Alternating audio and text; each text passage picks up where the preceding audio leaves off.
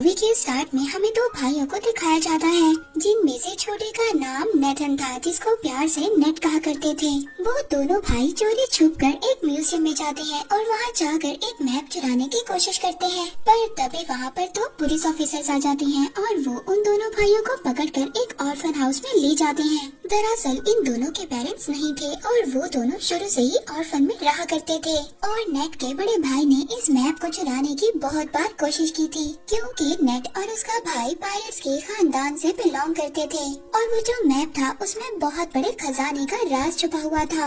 अब उस orphan house की सिस्टर पुलिस ऑफिसर से ये कहती है कि नेट अभी छोटा है, आप लोग इसके बड़े भाई को लेकर जा सकते हैं क्योंकि वो बार बार मना करने के बावजूद भी चोरी किया करता था। बट यहाँ पर नेट का बड़ा भाई खुद को पुलिस के हवाले नहीं करना चाहता था, इसलिए अब वो यहाँ से भागने का डिसाइड करता है। अब वो अपने सामान को पैक करने के बहाने अपने रूम में जाता है। नेट अपने बड़े भाई से कहता है कि मैं तुम्हारे बगैर नहीं रह सकता। यहाँ पर नेट का बड़ा भाई उसको एक लॉकेट, लाइटर और एक लेटर देता है और ये कहकर वहाँ से चला जाता है कि मैं वापस जरूर आऊँगा। अब नेट अपने बड़े भाई के जाने के बाद जब वो लेटर ओपन करता है और उस पर लाइटर की रोशनी डालता है तो उसको एक मैसेज मिलता है। उस लेटर में ये लिखा था कि याद रखना हम लोग पायरेट्स फैमिली से बिलोंग करते हैं और हम लोग जरूर मिलेंगे। इसके बाद सीन शिफ्ट होता है और हमें 15 साल बाद का सीन दिखाया जाता है। हम नेट को देखते हैं जो अब बड़ा हो गया था और वो एक बार में काम किया करता था और साथ ही छोटी मोटी चोरी भी किया करता था। जब एक दिन नेट अपनी बार में काम कर रहा था तो उसके पास विक्टर नाम का एक आदमी आता है। वो उसे कहता है कि मैं तुम्हें और तुम्हारे भाई को जानता हूँ। वो बताता है कि कुछ टाइम पहले मिलकर हम काम किया करते थे, लेकिन नेट को इस बारे में जानने में कोई भी दिलचस्पी नहीं थी। वो विक्टर से वहाँ से जाने का कहता है, मगर विक्टर जाते जाते उसके लिए एक कार्ड छोड़कर जाता है। उस कार्ड में विक्टर का एड्रेस लिखा हुआ था। नेक्स्ट सीन में हम देखते हैं कि नेट विक्टर के घर पर चला जाता है। वो उसके घर में जाकर वही मैप देखता है जो कई साल पहले उसने और उसके भाई ने चुराने की कोशिश की थी। तो तभी वहाँ पर विक्टर भी आ जाता है। विक्टर कहता है कि अगर तुमने पहले ही आना था तो मुझे तभी बता देते। यहाँ पर नेट विक्टर से कहता है कि ये तो वही मैप है जिसको ढूंढने के लिए कई लोगों ने बहुत ज्यादा मेहनत की और ये एक खजाने का नक्शा है और इस मैप के रास्ते पर जाकर बहुत ज्यादा लोगों ने अपनी जान दे दी और उन्हें कुछ भी हासिल नहीं हुआ और ये एक बकवास स्टोरी थी।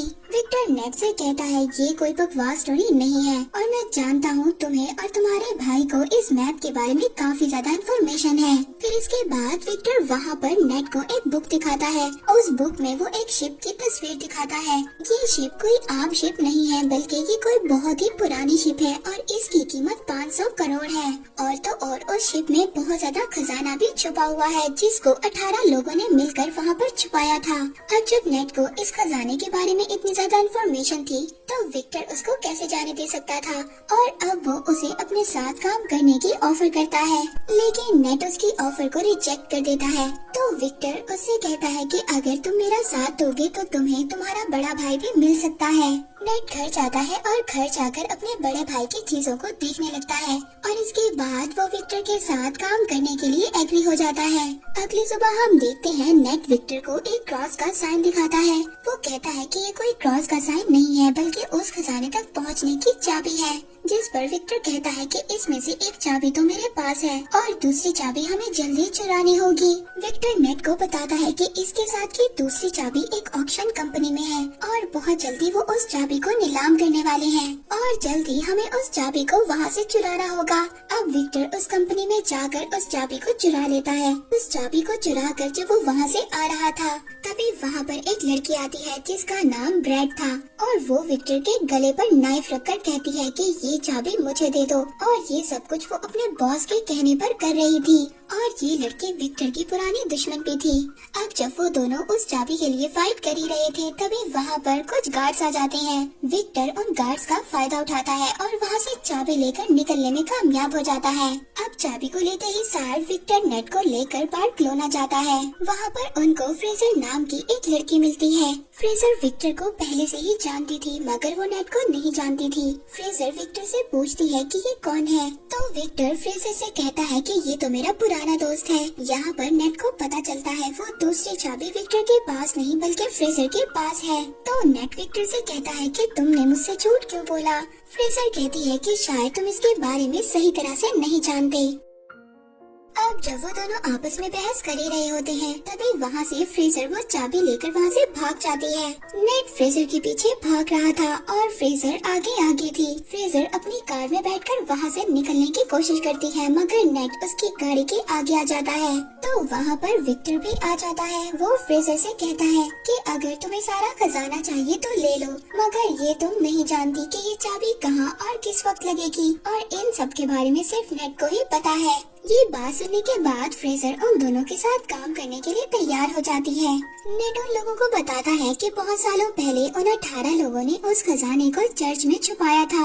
अब वो तीनों चर्च में पहुंच जाते हैं। वहां पर पहुंचने के बाद नेट अपने भाई के दिए हुए कार्ड्स को पढ़ने लगता है जिससे उसे ये बात कंफर्म हो जाती है कि वो सही लोकेशन पर है। अब वो तीनों चोरी छुपकर चर्च के बेसमेंट में पहुंच जाते हैं। वहां पर उनको चाबी लगाने की जगह भी मिल जाती है। वो चाबी की जगह एक स्टैचू के नीचे थी। अब यहाँ पर इनको ये बात नहीं पता थी कि चाबी को किस साइड पर घुमाना है। विक्टर बुक में पढ़ता है और कहता है कि दोनों चाबियों को क्लॉकवाइज घुमाना है। ऐसा करते ही उस स्टैचू में से कुछ एरोस निकलने लगते हैं मगर उन तीनों में से किसी को भी कोई नुकसान नहीं होता। इसके बाद दोबारा से रिस्क लेते हुए नेट और फ्रेजर चाबियों को एंटी क्लॉकवाइज घुमाते हैं जिसके बाद स्टैचू के पीछे से रास्ता निकल आता है। वो रास्ता एक गुफा से होकर जा रहा था। फिर नेट यहाँ पर विक्टर से कहता है कि हमें इस रास्ते से गुजरकर एक रास्ते से नहीं बल्कि दो अलग अलग रास्तों से जाना होगा। वो कहता है कि मैं और फ्रेजर एक रास्ते से जाएंगे और तुम अलग रास्ते से जाना। इसके बाद नेट और विक्टर अपने फोन को जीपीएस के साथ कनेक्ट कर लेते हैं। अब नेट और फ्रेजर एक रास्ते से जाते हैं जबकि विक्टर दूसरे रास्ते से जाता है। उस गुफा के रास्ते से जाते जाते नेट और फ्रेजर एक बार में पहुँच जाते हैं। वहाँ पर एक और सीक्रेट रास्ता था जिसके बारे में कोई भी नहीं जानता था। वो लोग उस रास्ते पर जाते इससे पहले वहाँ पर कुछ लोग उन पर अटैक कर देते हैं। नेट वहाँ पर उस आदमी को रोकने के लिए फाइट करता है और फ्रेजर उस रास्ते को ओपन करने की कोशिश करती है। उस दरवाजे के ओपन होते ही नेट और फ्रेजर उस रास्ते से भाग जाते हैं। अंदर जाने के बाद अब उन लोगों को तीसरा दरवाजा नजर आता है जो उसी क्रॉस वाली चाबी से खुल सकता था। फ्रेजर उस दरवाजे को खोलने की जैसे ही कोशिश करती है तो वहाँ पर पानी भरना शुरू हो जाता है क्योंकि उस दरवाजे को खोलने के लिए दूसरे दरवाजे पर चाबी लगाकर पहले उसे खोलना होगा जिसको विक्टर ही खोल सकता था। विक्टर दूसरे साइड वाले दरवाजे को खोलने की कोशिश कर रहा था पर तभी वहाँ पर वही लड़की आ जाती है जिसने पहले भी विक्टर पर अटैक किया था और उन दोनों में जबरदस्त फाइट होने लगती है। दूसरी तरफ नेट और फ्रेजर पानी में फंस गए थे और वहाँ पर बेहोश होने वाले थे। विक्टर उस लड़की को मारकर बेहोश कर देता है और जल्दी से उस दरवाजे में चाबी को लगा देता है। इसके बाद नेट और फ्रेजर बच जाते हैं और सेफली उस दरवाजे से बाहर आ जाते हैं। अब बारी थी फाइनल दरवाजे पर जाने की, लेकिन कोई भी ये नहीं जानता था कि उस दरवाजे को कैसे ओपन करना है। विक्टर बाहर खड़ा एक होल में से उन दोनों को देख रहा था पर तभी वहाँ पर नेट अपना दिमाग इस्तेमाल करता है। वो फ्रेजर से कहता है कि जाओ और विक्टर से दूसरी चाबी लेकर आओ, लेकिन विक्टर उन दोनों पर ट्रस्ट नहीं करता और दूसरी चाबी देने से इनकार कर देता है। लेकिन थोड़ी ही देर बाद विक्टर उस चाबी को दे देता है क्योंकि उसके पास कोई और ऑप्शन नहीं था। नेट देखता है कि उस दरवाजे पर एक सिंबल बना हुआ था। नेट जब उन दोनों कीज को मर्ज करता है तो वही सिंबल बन जाता है जो उस दरवाजे पर बना हुआ था, जिसकी वजह से वो लोग अब उस दरवाजे को भी खोल लेते हैं। जब वो उस दरवाजे के अंदर एंटर होते हैं तो एंटर होते ही उन्हें 3 बड़े बड़े पॉट दिखाई देते हैं। दूसरी तरफ विक्टर नेट से बार बार पूछ रहा था कि खजाना मिला या नहीं। नेट फ्रेजर को ऊपर करता है ये देखने के लिए कि उन पॉट्स में क्या है। फ्रेजर जब देखती है तो उन पॉट्स में तो बहुत सारा नमक था। इसका मतलब ये था कि यहाँ पर कोई भी खजाना नहीं था। तभी वो तीनों पॉट्स अचानक से टूट जाते हैं। वो देखते हैं कि उनमें से एक मैप निकलता है और यही मैप ही उस खजाने तक जाने का रियल मैप था। अब जब नेट मैप को देख रहा था तभी फ्रेजर उस पर गन पॉइंट कर देती है। वो कहती है कि तुम्हें क्या लगता है विक्टर ने तुम्हें सब कुछ सच बताया है। वो गन को नेट के सर पर मारती है और इसको मारकर बेहोश कर देती है। उस मैप को लेकर वहाँ से चली जाती है और जाते जाते उन कीज को भी ले जाती है। इसके बाद विक्टर नेट के पास आता है। वो देखता है कि नेट बेहोश है। जब नेट को होश आता है तो उन दोनों को पता चलता है कि फ्रेजर उनको धोखा देकर भाग चुकी है। नेट को जब होश आता है तो वो विक्टर से पूछता है कि मेरा भाई कहाँ पर है और तुमने मुझसे क्या छुपाया है। अब विक्टर उसको बताता है कि मैं और तुम्हारा भाई बहुत साल पहले खजाना ढूंढने के लिए निकले थे, जिसके लिए हमें एक बुक को चुराना था, मगर हमने उस बुक को तो चुरा लिया। इसके बाद जब हम वापस आने लगे तो मोरकाडा के लोगों ने हम पर फायर कर दिया।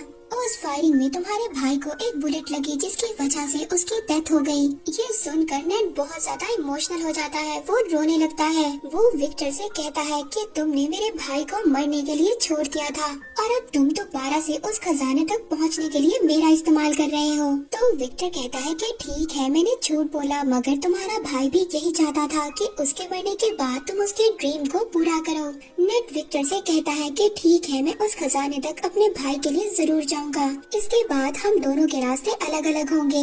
इसके बाद हम फ्रेजर को ब्रैड और उसके बॉस के साथ देखते हैं, यानी कि फ्रेजर इन दोनों के लिए काम कर रही थी। अब जो ब्रैड का बॉस था वो ब्रैड से कहता है कि आज के बाद तुम फ्रेजर के अंडर काम करोगी। और इसके बाद ब्रैड का बॉस अपनी पूरी टीम को लेकर खजाने की तलाश में प्लेन में बैठकर निकल जाते हैं और वो अपने साथ जरूरत के सामान को भी ले लेते हैं। प्लेन में बैठा ब्रैड का बॉस सबसे यही कह रहा था कि वो खजाना मेरा था और वो कई साल पहले मेरे खानदान से गुम हो गया था। लेकिन तभी ब्रैड अचानक से आकर पीछे से अपने बॉस का गला काट देती है। बॉस को मारने के बाद फ्रेजर अब ये समझ जाती है कि ये उसको भी मार देगी, इसलिए वो अपनी जान बचाने के लिए प्लेन्स में जो कार थी उसमें छुप जाती है। इस पर ब्रैड अपने आदमियों से कहती है कि फ्रेजर तुम्हें जैसे ही नजर आए तुम उसको फौरन से फायर कर देना। अब वो लोग फ्रेजर को वहाँ पर ढूंढ ही रहे थे, तभी हम नेट और विक्टर को देखते हैं जो एक कार की डिक्की में छुपकर उस प्लेन में आ गए थे।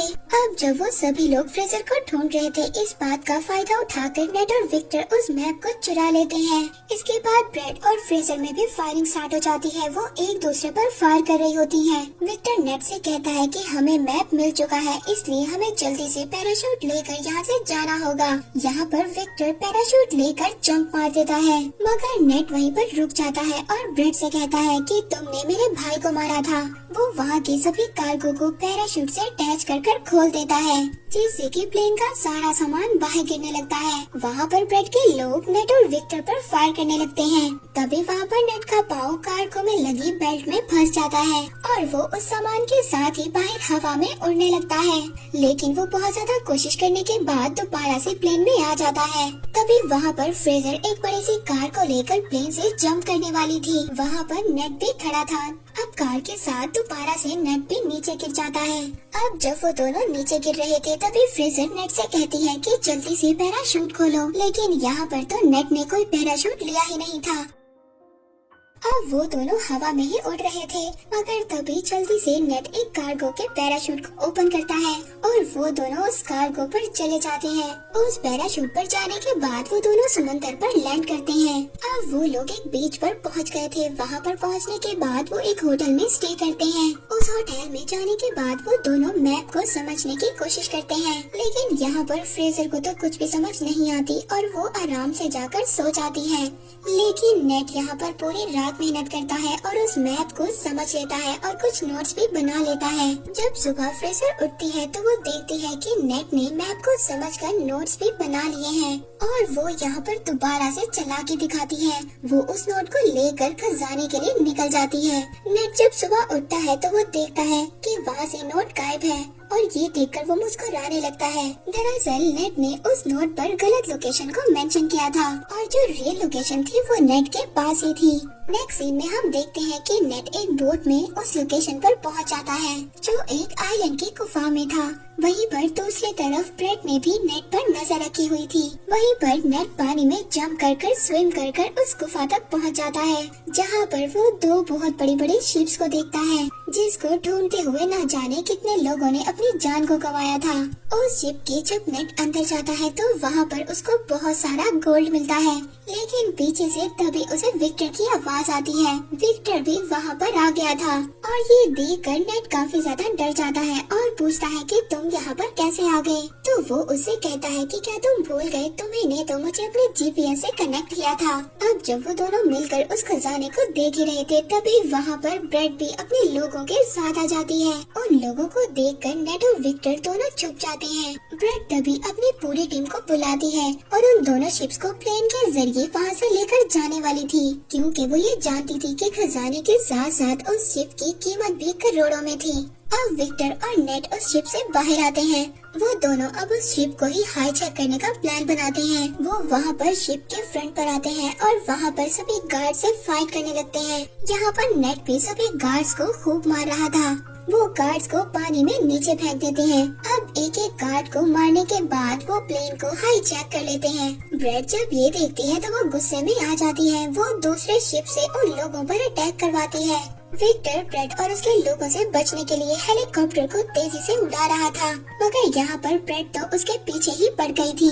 इसके बाद ब्रेड के लोग नेट के शिप पर आ जाते हैं। वो सभी लोग नेट से फाइट कर रहे थे, पर तभी ब्रेड सामने से आकर नेट के शिप से टकराने ही वाली थी। नेट पुराने कैनन से ब्रेड के हेलीकॉप्टर पर अटैक कर देता है, जिससे उसका हेलीकॉप्टर डिस्ट्रॉय हो जाता है और तभी उसका शिप भी एक पहाड़ी से टकराता है और पूरी तरह से डिस्ट्रॉय हो जाता है। मगर ब्रेड वहाँ से बच जाती है और अब वो नेट के शिप पर जंप करती है। वो नेट से कहती है कि जो मेरा नहीं हो सकता वो किसी का भी नहीं हो सकता, और इतना बोलकर वो शिप के एंकर को समंदर में फेंक देती है, जिसकी वजह से शिप और हेलीकॉप्टर आगे नहीं बढ़ पाते और विक्टर का सोने से भरा हुआ बैग भी नीचे गिरने लगता है। वो अपने हेलीकॉप्टर को ऑटो पायलट कर उस बैग को बचाने जाता है। उधर नीचे शिप पर ब्रेड और नेट की आपस में फाइट हो रही थी। नेट अब किसी तरह से बचते बचाते हेलीकॉप्टर पर चढ़ने की कोशिश करता है और उसके पीछे ब्रेड भी आ रही थी। विक्टर यहाँ पर गोल्ड से भरे हुए बैग को सैक्रिफाइस कर देता है।